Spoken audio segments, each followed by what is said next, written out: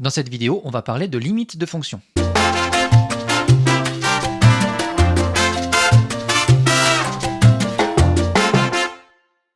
Alors plus précisément, on va essayer de lever des indéterminations.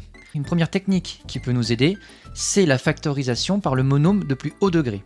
Ici, on souhaite déterminer la limite quand x tend vers plus l'infini de l'expression suivante. On va factoriser par le terme de plus haut degré qui est ici x au cube. On factorise le numérateur par x au cube, puis on va factoriser le dénominateur par x au cube également. On va ensuite simplifier par x au cube et il nous reste alors l'expression suivante. On va maintenant étudier la limite de cette nouvelle expression. On commence par le numérateur.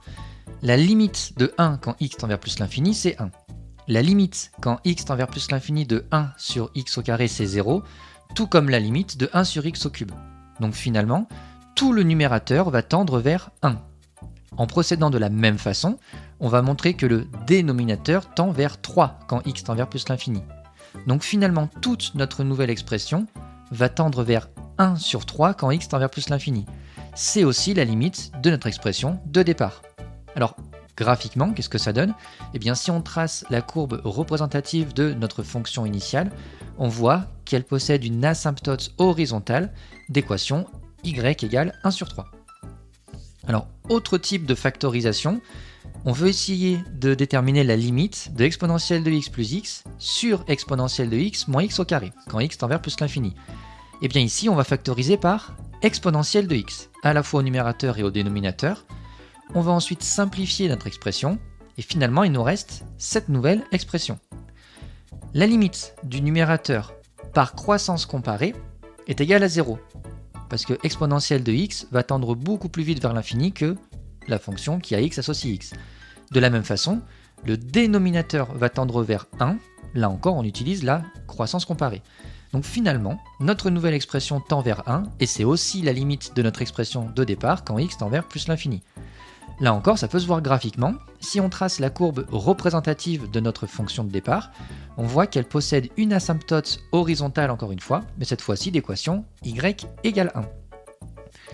Autre type de méthode pour lever une indétermination, c'est en utilisant l'expression du conjugué. On souhaite déterminer la limite quand x tend vers 5 de racine carrée de x moins 1 moins 2 divisé par x moins 5. Ici, on va utiliser le conjugué du numérateur. Le conjugué de racine carrée de x moins 1 moins 2, c'est en fait racine carrée de x moins 1 plus 2. On va multiplier notre expression de départ par racine carrée de x moins 1 plus 2 à la fois au numérateur et au dénominateur.